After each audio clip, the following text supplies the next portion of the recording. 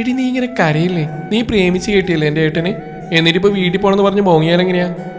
ചുണ്ടുകൾ വിരുമ്പിക്കരയുന്ന അച്ചുവിനെ സമാധാനിപ്പിക്കാൻ ശ്രമിച്ചു മീര. എനിക്ക് എൻ്റെ അമ്മയും അച്ഛനെയും കാണണം.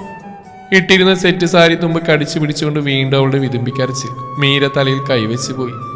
ഇന്ന് രാവിലെ ആയിരുന്നു അച്ചു എന്ന അക്ഷരയും മീരയുടെ ഏട്ടൻ സനൂപുമായിട്ടുള്ള വിവാഹം കഴിഞ്ഞത്. ഇരുവരും ഒരേ നാട്ടുകാരായിരുന്നു. സനൂപിനാൽ തേപ്പാണ് ജോലി. അതുകൊണ്ട് തന്നെ അച്ചുവിന്റെ വീട്ടുകാർക്ക് ഈ ബന്ധം എതിർപ്പായിരുന്നു. പക്ഷെ അവളുടെ വാശിക്ക് മുമ്പിൽ അക്ഷരയുടെ അച്ഛൻ ആ കൈപ്പിടിച്ച് സനൂപിനെ ഏൽപ്പിക്കുക എന്ന കർമ്മം മാത്രം നിർവഹിച്ചു. ആളും ആരവങ്ങളൊന്നും ഇല്ലാത്ത കല്യാണം. ഇപ്പോൾ സന്ധ്യയാവുന്നു. കയറി വന്നപ്പോൾ തൊട്ട് തുടങ്ങിയതാണ് വീട്ടിൽ പോകണമെന്ന് പറഞ്ഞുള്ള കരച്ചിൽ. മീര ഒരു നിമിഷം സനൂപിനെ നോക്കി. പാവം ഒരു മൂലയിൽ മൂകനായി ഇരിപ്പാണ്. അച്ചു നീ ഒന്ന് അടങ്ങ്. വീണ്ടും അവളുടെ കരച്ചിൽ കേട്ടപ്പോൾ മീര പറഞ്ഞു. മതി മീര, ഇവളെ വീട്ടിൽ കൊണ്ടുവിടാം, വാ പോവാ. അത് കേട്ടപ്പോൾ അച്ചുവിന്റെ കരച്ചിൽ മാറി മുഖത്ത് ചിരി വന്നു. വേഗം ഇരുന്നിടത്തും ചാടി എഴുന്നേറ്റ് പോവാമെന്ന ഭാവത്തിൽ അവനെ തന്നെ നോക്കി. പക്ഷെ അവളുടെ ആവേശം കാണുകെ ഉള്ളു പൊടിയുകയായിരുന്നു സനൂപിന്. 5 കൊല്ലം നെഞ്ചിൽ കൊണ്ടു നടന്ന പെണ്ണാണ്. പക്ഷെ ഇപ്പൊ സ്വന്തമായിട്ടൊന്നും സന്തോഷിക്കാൻ പോലും പറ്റാതെ. നിറഞ്ഞ മിഴികൾ കാണാതിരിക്കാൻ അവൻ വേഗം തന്നെ ബുള്ളറ്റിന്റെ കീമെടുത്ത് മുറ്റത്തേക്ക് ഇറങ്ങി. പിന്നാലെ അവന്റെ പെങ്ങന്മാരെ അമ്മയെയും നോയിക്കൊണ്ട് അക്ഷരയും. വണ്ടി ഓടിക്കവേ അവൻ അവൾ ആദ്യമായി കണ്ടത് ഓർത്തെടുത്തു. ഒരുപാട് സ്നേഹിച്ചത് ഓർത്തെടുത്തു. കല്യാണം കഴിഞ്ഞ് തേക്കുന്ന ഒരുത്തി. അങ്ങനെ ഇവളെ കാണും. സനൂപിന് മീരെ കൂടെ 2 പെങ്ങന്മാർ വേറെയും ഉണ്ടായിരുന്നു. 2 പേരുടെയും വിവാഹം കഴിഞ്ഞതാണ്. അവരുടെ കെട്ടിയന്മാരൊക്കെ നല്ല ജോലിക്കാരാണ്. പ്രേമിച്ച് നടക്കുന്ന സമയത്ത് അച്ചു പറയുമായിരുന്നു, അവരൊക്കെ നല്ല നിലയിലെത്തുമ്പോൾ നമ്മൾ മാത്രം ഇങ്ങനെയെന്ന്. അവരുടെ മക്കൾക്ക് അതുമിത് അവർ വാങ്ങിക്കൊടുക്കുമ്പോൾ നമ്മുടെ മക്കളും ചോദിക്കില്ലേ, ഏട്ടന് കൂലിപ്പണിയല്ലേ, ചക്ക മാങ്ങ തേങ്ങ എന്നൊക്കെ. എങ്കിൽ പിന്നെ ഈ മൂച്ചയായിട്ട് ആദ്യമേ അങ്ങ് തേച്ചൂടായിരുന്നു. ഇനി ഫ്രണ്ട്സിന്റെ മുഖത്തൊക്കെ എങ്ങനെ നോക്കുകയെന്തോ ആലോചിച്ച് വണ്ടി വിട്ടതും അവളുടെ വീടിനുമ്പിൽ വണ്ടിയെത്തി. കല്യാണം കഴിഞ്ഞ് പോയവൾ ഇനിയൊരു ബന്ധവും സ്ഥാപിക്കാൻ വരേണ്ടെന്ന് പറഞ്ഞ് അവർ വിലക്കിയവൾ ഒരു കൂസലുമില്ലാതെ വീടിനകത്തേക്ക് കയറിപ്പോയി. അവൾക്ക് നിങ്ങളെ കാണുന്ന പോലും. ഞാൻ പോയി. അവരുടെ പ്രതികരണത്തിന് കാത്തിൽക്കാതെ സനൂപ് വണ്ടി വിട്ടു.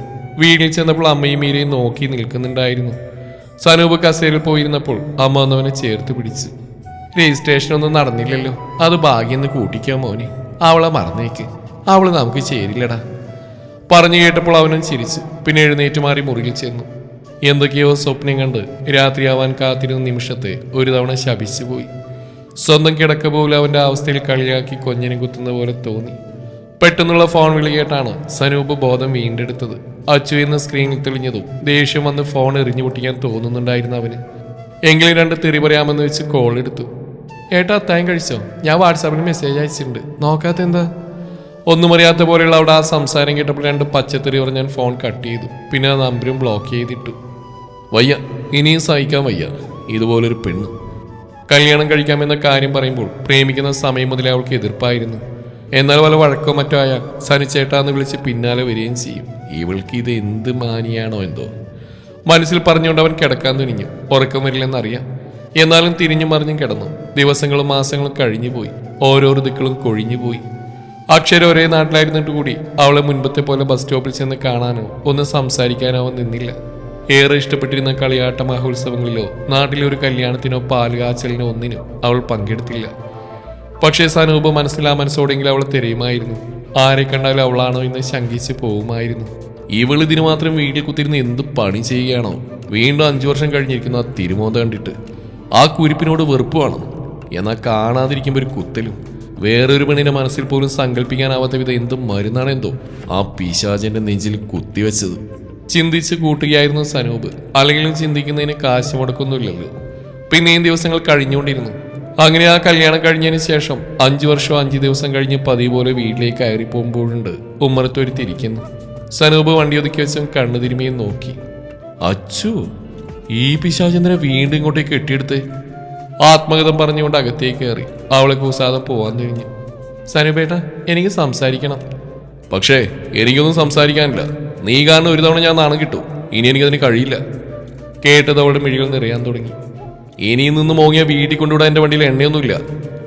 വീണ്ടും അവന്റെ മുദ്രാവാക്യമുണെന്നും അച്ഛൻ അവനെ പോയി കെട്ടിപ്പിടിച്ചു. അത് കാണുക മീരിയമ്മയെ അകത്തേക്ക് കയറി. ഞാൻ പറഞ്ഞു ഏട്ടനെ തേച്ചു എന്ന്. എൻ്റെ അച്ഛനും അമ്മയും കാണുന്നല്ലേ പറഞ്ഞുള്ളൂ. അവർക്ക് ഞാനല്ലേ ഉള്ളൂ മോളായിട്ട്. എനിക്കെന്തോ സങ്കടം വന്നിട്ടാ. ആ ഒരു പ്രതീക്ഷയോടെ കാത്തുനിന്നതായിരിക്കില്ലേ എൻ്റെ വിവാഹത്തിന്. വെറുതെ കൈപ്പിടിച്ച് ഏട്ടനെ ഏൽപ്പിച്ചപ്പോൾ എനിക്കൊരു തൃപ്തിയും തോന്നിയില്ല. തേങ്ങി പിടിച്ച് പറയുന്നവളെ സനൂപ് അടർത്തി മാറ്റി. ഇനി ഏതായാലും ഒന്നും വേണ്ട. നീ പറയും പോലെ എന്റെ പെങ്ങന്മാരുടെ മുമ്പിൽ നീയും ഞാനും എന്നും കൊച്ചായിരിക്കും. അവർക്ക് ഓരോന്ന് ഭർത്താക്കന്മാർ വാങ്ങിക്കൊടുക്കുമ്പോൾ നിനക്കൊന്നും ഇടയ്ക്കിടയ്ക്ക് തരാൻ എനിക്ക് കഴിയില്ല. അവരുടെ മക്കൾ നല്ല രീതിയിൽ കഴിയുമ്പോൾ അതുപോലെ നമ്മുടെ മക്കളെ കൊണ്ടുനടക്കാൻ ഈ കൂലിപ്പണിക്കാരന് കഴിയില്ല. അതുകൊണ്ട് പോയിക്കോ അച്ചു. അത് പറയാനേ ഞാൻ വന്ന്. എൻ്റെ കല്യാണമാണ്. കുറി അവന് നേരെ നീട്ടിയവൾ പറഞ്ഞു. സനൂപ് ആവട്ടെ വാ പൊളിച്ച് നിന്നുപോയി. പയ്യന്റെ പേര് സനൂപ്, കൂലിപ്പണിക്കാരനാ. വധു അക്ഷര. വലിയ ജോലിയൊന്നുമില്ല, ഒരു കോളേജ് അധ്യാപികയാ. കേട്ടപ്പോൾ കല്യാണക്കുറി ആവേശത്തിൽ തുറന്നു നോക്കിയവൻ പിന്നെ വീണ്ടും അവളെ തന്നെ നോക്കി. വെറുതെ ഒരു കൈപ്പിടിച്ചേൽപ്പിക്കലല്ല, അച്ഛനും അമ്മയ്ക്കും പൂർണ്ണ സമ്മതം. പിന്നെ പെങ്ങമാരിയിട്ട് ഇനി കമ്പാരിസന് ഞാൻ വരില്ല. എൻ്റെ ഏട്ടന് കൂലിപ്പണി ആയാലെന്താ? എനിക്ക് നല്ല ജോലിയുണ്ട്. അതുകൊണ്ട് നമ്മുടെ മക്കളെക്കുറിച്ച് ജീവിതത്തെക്കുറിച്ച് ആദ്യമേ ഇല്ല. നമ്മുടെ കാര്യത്തിൽ ഞാൻ എന്താണോ പേടിച്ച് അത് മാറിക്കിട്ടി. ഇനി സുഖമായിട്ട് കഴിയണം, എനിക്ക് പ്രേമിക്കണം. ഒന്നുകൂടി അവൾ അവനെ കെട്ടിപ്പിടിച്ച്. ഇതുപോലൊരു പെണ്ണ് ലക്ഷത്തിലൊന്നേ കാണൂ. അല്ല, എല്ലാ പെൺപിള്ളേരും പ്രേമിക്കുന്ന ചെക്കൻ്റെ കൂടെ നല്ല ജീവിതം പ്രതീക്ഷിക്കുന്നവരാ.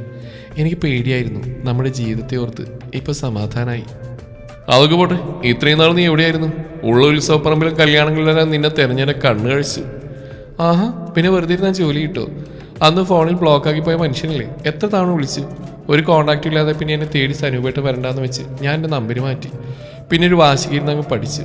PG ചെയ്യുമ്പോൾ തന്നെ നെറ്റെഴുതി കിട്ടി. പിന്നെ ജോലിക്ക് പോയി തുടങ്ങി. എന്നിട്ട് ഞാൻ അറിഞ്ഞില്ലല്ലോ. പെണ്ണിനെ പറ്റി തിരക്കണം എന്നറിയും. ഞാൻ പോട്ടെ, നേരെ ഇരുട്ടി. അച്ചു ഒന്ന് പുഞ്ചിരിച്ചു. മീരയോട് അമ്മയോട് യാത്ര പറഞ്ഞു. പിന്നെ സ്കൂട്ടി സ്റ്റാർട്ട് ചെയ്ത് കൈവീശി. എൻ്റെ വണ്ടിയിൽ എണ്ണയുണ്ട്, ഞാൻ പൊക്കോളാം കേട്ടോ. ഉറക്കെ വിളിച്ചവൾ പറഞ്ഞപ്പോൾ അവൻ പുഞ്ചിരിച്ചു. അന്ന് കരഞ്ഞു വാശി പിടിച്ച പെണ്ണിനേക്കാൾ അവൾ ഒത്തിരി മാറിയിരിക്കുന്നു. പിന്നീടെല്ലാം വളരെ പെട്ടെന്നായിരുന്നു. കല്യാണ ദിവസമായി. സനൂപ് അവളെ താലിയാർത്തി. എല്ലാവർക്കും സന്തോഷം, അവൾക്കാണെങ്കിൽ അതിലും ആവേശം. ഒടുക്കം കാത്തിരുന്ന പോലെ അവരുടെ ആദിരാത്രിയായി. ഒരു ഗ്ലാസ് പാലും കയ്യിലേന്തി വന്നപ്പോൾ സനൂപ് അച്ചുവിനെ ചേർത്ത് പിടിച്ച് അരികത്തിരുത്തി. ഹാപ്പി ആയോ? ആയി. അന്ന് കിട്ടിയതുപോലെയല്ല. ആ വരഞ്ഞ സെറ്റ് സാരി മാറ്റി നല്ല ചുമന്ന സാരി എടുക്കാൻ പറ്റി. മുഖം നിറച്ചും പുട്ടിയിടാൻ പറ്റി. സേവ് ദി ഡേറ്റ് എടുക്കാൻ പറ്റി. നല്ല പോസുള്ള കല്യാണപ്പിക്ക് കിട്ടി. പിന്നെ ഞാൻ അണിഞ്ഞ ആഭരണങ്ങളൊന്നും സ്വർണ്ണമല്ല കേട്ടോ. ഇൻസ്റ്റാ പേജിൽ നിന്നും ബ്രൈഡൽ സെറ്റ് വാങ്ങിച്ച. എങ്ങനെയുണ്ട്? സുന്ദരിയായില്ലേ നിന്നെ കാണാൻ? അന്ന് ഒരുമാതിരി കോഞ്ഞാട്ട കല്യാണം. എൻ്റെ ആഗ്രഹങ്ങളൊന്നും നടന്നില്ല. ഇപ്പം ഞാൻ ഹാപ്പിയാ. അപ്പൊ ഇതൊക്കെയാണെന്ന് മോങ്ങാൻ കാരണം, അല്ലാതെ അച്ഛനും അമ്മയും കാണാൻ ബഹളം വെച്ചല്ല. കേട്ടപ്പോൾ അച്ഛൻ നാവ് പഠിച്ച്. കുറച്ച്. എന്നിട്ട് ഇന്നെങ്ങനെയാ, കരയാൻ തോന്നുന്നുണ്ടോ? അതില്ല, പക്ഷേ അവളൊന്ന് ശങ്കിച്ചു. പക്ഷേ ഇയാൾ ഉമ്മാക്കാൻ തോന്നുന്നു. 5 വർഷം എനിക്ക് വല്ലതും കിട്ടിയിട്ട് നന്നോ കിട്ടിയേനെ. കേട്ടപാടാവൻ വായ്പതി ചിരിച്ചു. പിന്നെ മുറുകെ പിടിച്ച് അവളെ തൊട്ടുണർത്തിക്കൊണ്ട് ചുംബനങ്ങൾ നൽകി. എടി കുറുമ്പി, എനിക്കിതിനൊക്കെ പ്രതികാരം ചെയ്യണം. നോയിക്കോടി, ചുംബന പ്രതികാരം. സമ്മതാണോ? ചെവിയിൽ മുട്ടിരിമിക്കൊണ്ട് സ്വകാര്യം പോലെ അവനത് പറഞ്ഞപ്പോൾ പെണ്ണും നാണത്താൽ അവനെ തന്നെ നോക്കുന്നുണ്ടായിരുന്നു. പിന്നെ മെല്ലെ അവളും ഒഴിഞ്ഞു. സമ്മതോ? അവിടെ വീണ്ടും നാണത്തിന്റെ പുഞ്ചിരികൾ വിടർന്നു. സനൂപ് അവന്റെ പെണ്ണും അവരുടെ ലോകത്തായി ഒതുങ്ങി.